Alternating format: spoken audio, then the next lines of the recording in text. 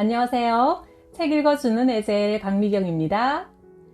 전북 완주 산천교회 황구순 목사님의 나의 가는 길을 오직 그가 아시나니, 그리고 진우 엔지니어링 대표 여의도 순복음교회 김학재 장로님의 은혜 아니면 우리 인생을 세밀하게 인도하시고 기도에 놀랍게 응답하시는 하나님을 만나보세요. 내가 30년간 목회해온 전북 완주의 산천교회는 건축 후 20년 세월이 흐르다 보니 손볼 데가 한두 곳이 아니었다. 페인트를 새로 칠하고 옥상에 방수공사를 하고 재래식 화장실을 수세식으로 바꾸고 금이관 현관을 고치니 1,300만 원이 들어갔다. 재정을 다 쥐어짜서 지불했지만 650만 원 빚이 남았다. 하나님은 품삯을 꼭 당일에 주라고 하셨는데 힘들게 일을 시키고 인건비도 못 주니 마음이 무거웠다. 우리 형편으로 이 빚을 갚으려면 2, 3년은 좋게 걸릴 테니 하나님께 호소했다. 하나님, 빚을 빨리 갚아주세요. 골치가 아픕니다. 아버지 부자시잖아요. 교회 일에 쓴 돈이니 얼른 공급해 주세요. 무조건 매달렸다. 하나님은 무심하지 않으셨다. 기도드린 지 3일 만에 속히 응답하셨다. 2006년 4월 30일 주일밤 기도회가 끝나고 그 다음 날 5월 1일 월요일에 강동일 집사님이 수목원 길 옆에 감나무 밑을 지나다가 산삼을 발견한 것이다. 산삼을 캐서 바로 집으로 가져갔다면 나는 모를 일인데 곧장 교회로 와서 기도해 달라고 했다. 나는 집사님의 손을 잡고 귀한 것을 채취하도록 도와주신 하나님께 깊이 감사드렸다. 감정사에게 의뢰한 결과 27년생으로 1,000만 원에 거래되었다. 강 집사님은 자신도 수천만 원 빚이 있었지만 작정 기도를 끝내고 바로 다음 날 산삼을 캤으니 이것은 우연이 아니라 하나님께서 교회를 위해 예비하신 멋진 각본이라며 새벽 기도회에 부부가 산삼을 가지고 와서 하나님께 드리는 그 모습은 너무나 아름다워 감격의 눈물이 나왔다. 이 일은 전북 기독신문 2006년 5월 12일자에 완주 산천교회 보수비용 산삼 발견의 화제라는 기사로 세상에 알려지기도 했다. 기적은 계속되었다. 산삼을 하나님께 드린 강동일 집사님의 가정에 놀라운 축복이 쏟아졌다. 산삼을 바친 그 다음 해 2월 중순경 암에 좋다고 인기가 많은 상황버섯 4개를 채취했다. 개당 400만 원씩 받고 팔아 3월 25일 주일에 상황버섯 11조를 드렸기에 나는 이렇게 기도했다. 하나님, 산에 있는 온갖 보화들이 강 집사님의 것이 되게 하옵소서. 그리고 20일 후에 아름드리 나무 밑에서 말굽버섯을 채취했는데 1.2kg 무게라 700만 원이 넘었다. 그 후 15일이 지난 어느 날 또 산삼을 캐서 150만 원을 벌었다.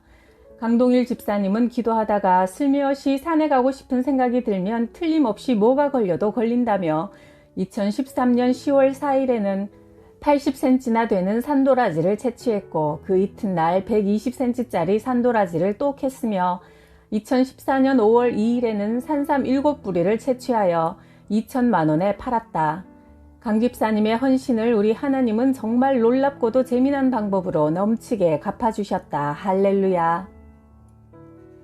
우리 마을에 90세 하영청 할아버지가 전혀 못 잡수시고 탈진 상태에 계신다는 소식을 듣고 임종이 임박했구나 느껴 찾아갔다.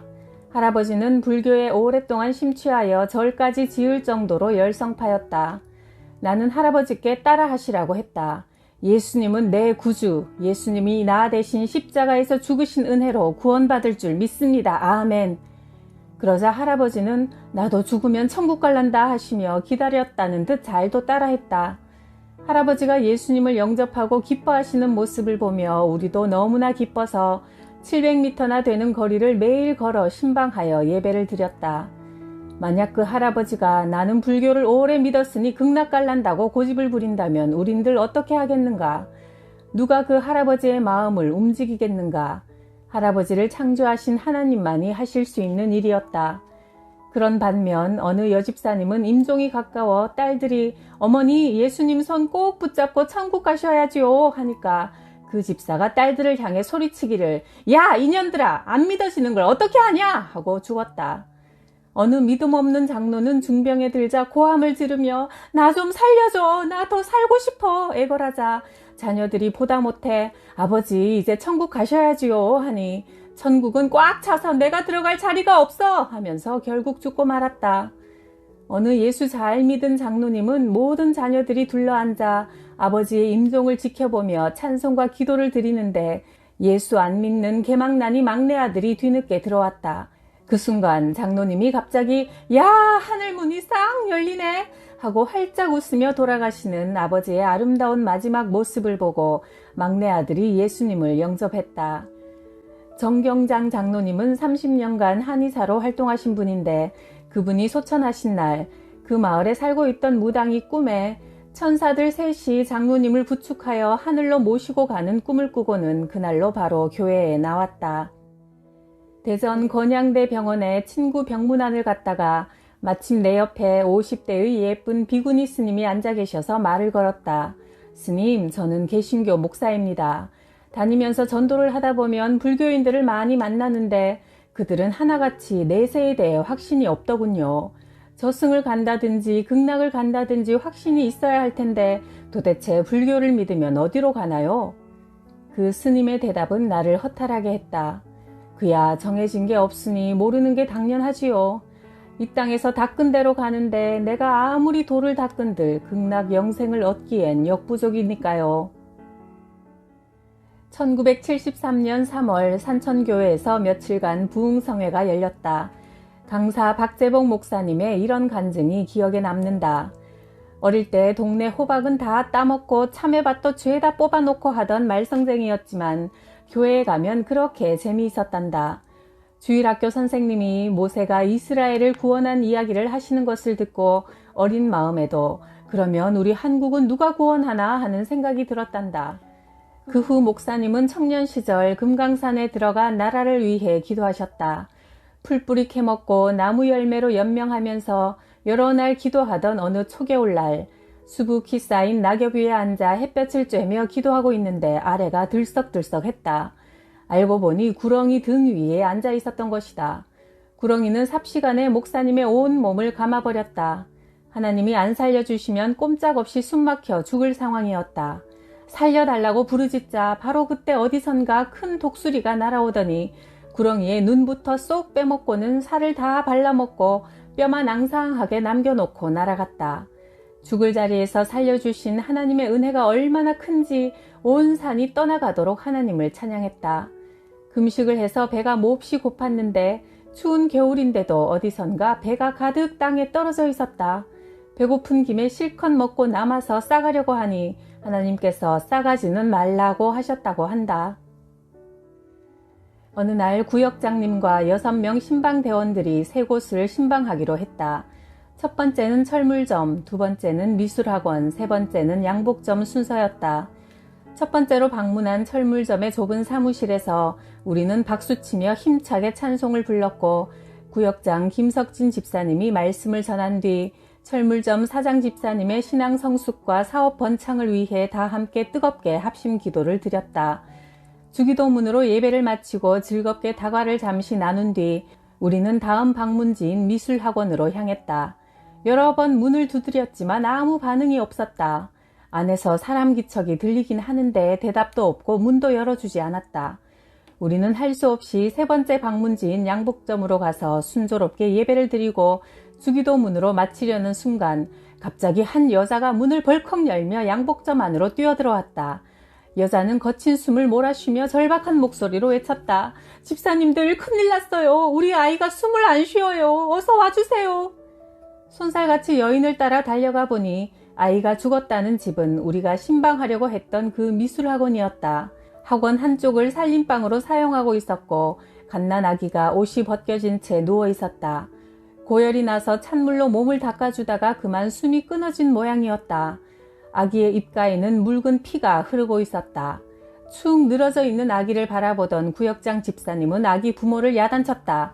이 집을 위해 복을 빌며 함께 예배하라고 하나님이 우리를 보내셨는데 안에 있으면서 예배드리기 싫어 문도 안 열어주니까 애꿎은 아기가 죽잖아요. 이왕 왔으니 아기를 살려달라고 하나님께 기도합시다.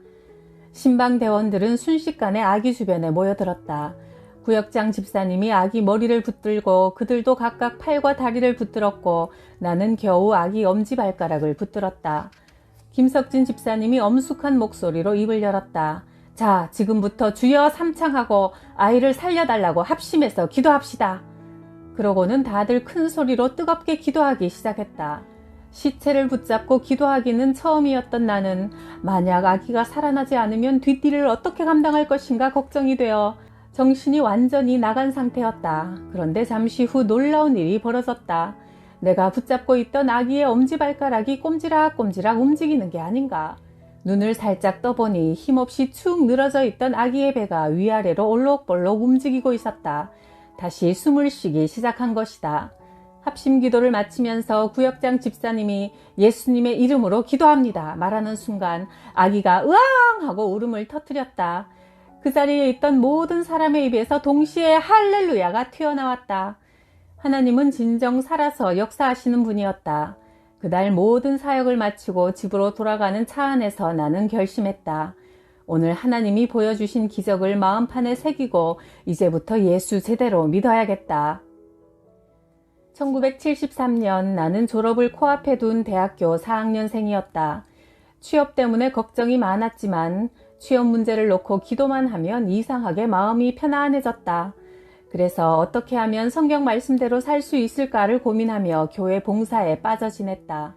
그러던 어느 날 기도 중 마음 깊은 곳에서 이런 음성이 들려왔다. 전기기사 자격증 시험을 봐라. 당시 우리나라에 이 자격증을 갖고 있는 사람이 200명 정도밖에 없어 관련 분야의 인력난이 심각했는데 마침 그 시험이 몇 주 뒤 서울시청에서 있을 예정이었다. 하지만 그것은 학원에 다니며 1년 내내 공부해도 합격하기 어려운 시험이었다. 벼락치기로 며칠 공부한다고 될 일이 결코 아니었다. 시험 준비는커녕 자격증에 대해 생각도 해본 적이 없던 나는 그 음성을 무시했다. 하지만 기도할 때마다 이번 자격증 시험에 꼭 응시해봐라는 뜬금없는 음성이 마음속에서 계속 들려왔다. 사탄의 장난인가 싶은 생각에 예수 이름으로 명하노니 나를 혼란스럽게 하는 잘못된 생각은 썩 떠나가라. 호통도 여러 번 쳐봤지만 그 음성이 멈추지 않아. 그렇다면 하나님이 내 마음에 말씀하신 것이라는 확신이 들었다. 떨어져도 크게 손해볼 것은 없겠다 싶어 마음을 비우고 한번 응시해보기로 했다. 이번에는 출제 경향만 살펴보고 진짜 시험은 제대로 공부해서 내년에 치러야지 생각했다. 시험 전날 하루만이라도 열심히 공부하고 싶어 오전부터 밤 10시까지 한자리에 앉아 쉬지 않고 문제집을 풀었다. 시험장에 앉아 시험지를 받아들고 하나님께 기도를 올렸다. 전능하신 하나님, 나의 힘이 되신 하나님, 제가 주님을 사랑합니다. 저는 지금 아무 준비도 없이 이 자리에 앉아 있습니다. 성령님, 이 시간 저와 함께 해주세요. 기도를 마치고 시험지를 들여다본 나는 깜짝 놀라고 말았다. 어젯밤 벼락 공부를 하면서 달달 외웠던 바로 그 문제들이 문제집에 실려있는 순서까지 그대로 똑같이 제출된 게 아닌가. 답이 전부 다 생각이 났다. 덕분에 여유있게 시험을 치를 수 있었다. 며칠 후 합격자 명단에 내 이름이 또렷이 적혀 있었다. 당일치기 벼락 공부로 그 어렵다는 시험에 당당히 합격한 것이다. 이것은 물론 내 실력으로 된 일이 아니었다. 오직 하나님의 은혜였다. 이 자격증은 막막하던 취업의 문을 활짝 열어주었다. 여러 대기업에서도 채용하겠다는 연락이 왔다. 기적이었다. 전능하시고 신실하신 하나님께서 그분을 힘으로 삼고 살아가는 내게 베푸시는 은혜의 선물이었다. 집안의 장손인 나는 학창시절 할머니가 심하게 반대하는데도 불구하고 교회를 다녔다. 하루는 목사님이 말씀하셨다. 학재야, 세례받고 회개하고 예수님을 구원자로 믿어야 천국에 갈 수 있단다. 하지만 장손인 내가 세례까지 받을 순 없었다. 그러다 시간이 흘러 군에 입대했고 장병대 교회에서 군목이 세례받고 싶은 병사들은 토요일에 교회로 오라고 공지했다. 나는 이번 기회는 놓치지 않고 꼭 세례를 받아야겠다고 마음먹고 교회로 가니 세례 문답을 하시던 장로님이 내게 이렇게 물었다. 세례 신청서에 보니 자네는 집안의 장손이구만. 세례받은 뒤로는 제사를 지내면 안 되는데 할 수 있겠나? 나는 결국 세례를 포기하고 제대하고 말았다. 그만큼 가문의 장손이라는 역할의 무게에 짓눌려 있었다. 집사가 되어서도 어쩔 수 없이 제사에 참석하긴 했지만 지방을 붙여놓고 그 앞에 절하는 것이 너무 싫고 하나님 앞에서 괴로웠다. 그러던 어느 날 다시 제삿날이 돌아왔다. 더는 이렇게 할 수 없다고 굳게 결심한 나는 당시 집안에서 가장 어른이셨던 숙부님을 찾아가 어려운 말씀을 드렸다. 숙부님, 지방의 신위, 죽은 사람의 영혼이 의지할 자리라는 뜻을 써붙이고 그 앞에 절하는 것은 귀신에게 절하는 것입니다. 저는 신앙 양심상 앞으로는 절대 그럴 수 없습니다. 오늘부터 저는 제사 때 절하지 않겠습니다. 숙부님은 나를 달랬다. 지방은 주소 같은 거야. 조상님도 주소가 있어야 찾아오시지 않겠냐? 장손인 네가 그러면 안 되지. 고집 부리지 말고 절해라. 하지만 나는 굽히지 않았다. 다른 친척들이 절하는 동안 나는 가만히 서서 기도했다. 제사에 참석한 사람들의 시선이 내게 집중되었다. 내가 느끼는 중압감은 엄청났다. 살다 보면 이렇게 신앙적인 결단을 해야 할 때가 있다. 여기저기서 이러쿵 저러쿵 하는 소리들이 들려왔다.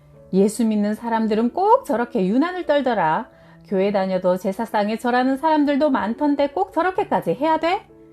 그럴 때 내가 할 수 있는 것은 오직 기도뿐이었다. 제사에 참석할 때마다 나는 이렇게 하나님께 기도했다. 하나님, 지금 제사상에 절하는 저 사람들은 자기가 뭘 하고 있는지 모릅니다. 부디 용서하시고 저들도 예수 믿고 천국 가게 해주세요. 그리고 하나님, 제가 저들보다 더 잘되게 해주세요. 제가 못 살면 다들 예수 믿는다고 그렇게 유난을 떨더니 사는 게 고작 그 꼴이야? 하고 조롱하지 않겠습니까? 제발 저들이 보고 놀라워하고 부러워할 수 있는 삶을 살도록 도와주십시오. 이렇게 기도하는 가운데 주님의 임재가 느껴졌다. 그래, 학재야, 내가 너와 함께하니 두려워하지 마라.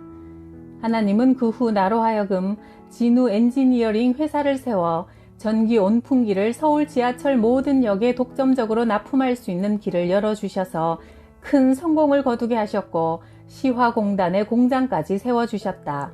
공장 준공식이 열리는 날 친척들을 모두 초대했다. 제사 때마다 내게 눈총을 주고 결국 제사를 추도 예배로 바꾼 것을 못마땅해 한 이들이었다. 그분들을 초대하면서 준공식 예배에 여의도 순복음교회 조용기 목사님이 오신다는 이야기를 했더니 다들 믿지 않는 눈치였다. 교회에 다니지는 않아도 조용기 목사님에 대해서는 잘 알고들 있었다. 말도 안 돼. 그렇게 큰 교회 목사님이 네 공장 준공식에 오신다고?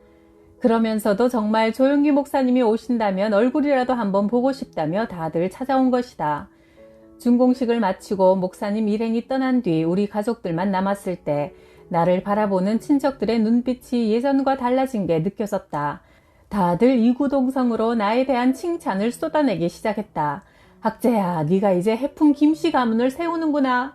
저렇게 큰 교회 목사님이 준공식에 직접 찾아오시는 걸 보니 네가 정말 다시 보이는구나.